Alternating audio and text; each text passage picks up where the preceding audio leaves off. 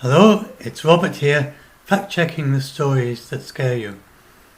And this is one that's scaring some people. It's just coming up to the 4th of July, and they've been told, and I'm not sure where, I haven't actually been sure where they're coming from, but it's people who are scared in the group, and they've been told that there's a planet parade on the 4th of July. Yes, I've got a story in some other language that I had to do auto-translate from in order to get it. And it claimed that there was going to be a planet parade when all the planets were going to be lined up and I was going to do awful things to the Earth. And this is not true at all. First of all, the planets are nowhere near each other in the sky. They're about as spread out as they can be, almost. There's Venus, Uranus, Neptune, Mars, Saturn, Jupiter, there's Pluto, spread right across the sky, and there's Mercury over there somewhere below the horizon. And you can see they're just completely spread out. There isn't any line-up of them at all. And in case you wondered if maybe they meant that it's relative to the Sun, well, it wouldn't be actually. Even if it was a line-up relative to the Sun, you would still see some of them on one side, on the Sun side, and some on the other side. It's not like that at all. It's all over the place. No line-up of any sort. This is just someone making stuff up. We get this a lot. People just type any old nonsense. And if it's astronomy, they know that the people who read their stories, most of them don't know how to check these things. Just make up anything. And then, just to say generally, please don't be scared of conjunctions. So I just got this video which maybe helps a bit. The thing to bear in mind is the planets are nowhere near each other when they're close in the sky, when this does happen. And here's an example. And all it's going to show, you'll see a couple of planes fly in front of the moon. One plane and another one. Now that's probably a low flying plane, a higher flying plane. They're probably nowhere near each other. And then neither of them is anywhere near the moon. And that's what the conjunction is like. If you were to hold your finger up, and that would be like adding another planet.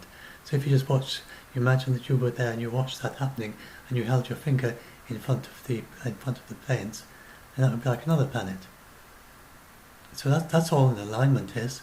Totally harmless. They're nowhere near each other. They're nowhere near Earth. They can't do any harm in any way. And sometimes people say, oh, but there's a tidal effect. And when you put all those planets together, they're going to combine and make a tidal effect. Well, the moon does cause tides, the sun does cause tides. There's a very nice mathematical result.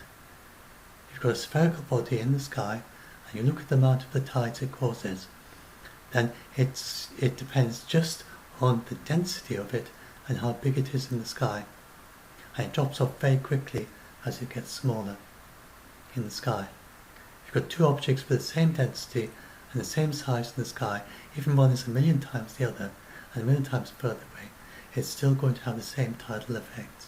Just a rather neat mathematical result. It just kind of drops out like that. So, and remember it fades off very quickly as a mathematical expression. That means that even if it's just a little bit smaller, it's got a lot smaller tides. So the sun and the moon are about the same size in the sky, but the sun is much less dense. Now the centre of the sun is very dense indeed, far, far more dense than the moon, but that's just a little compact bit in the middle. The sun as a whole, what we see in the sky, is much less dense than the moon. That's why the sun tides are much lower than the moon tides. They're the same size in the sky, but the sun isn't so dense. And so you have the big lunar tides, and on top of them you have the sun tides. Combined together, you get the spring tides. When they go in the opposite directions, you get the neap tides, which are much smaller range. So now, if you look at the planets, none of them are big enough to make a big disk in the sky like the sun or the moon. People with very acute vision can see Venus as a tiny crescent on some occasions with naked eye. Much easier with binoculars. I can't see it even with binoculars, but one of my eyes is a bit wonky. I slightly in the middle. Anyway, I can't see Venus I've never been able to see Venus like a little crescent, but with the naked eye or in binoculars. But if you've got good eyesight and especially if you're quite young, you might well see Venus as a little crescent. So it's the largest in the sky of all the planets, and but it's very, very tiny.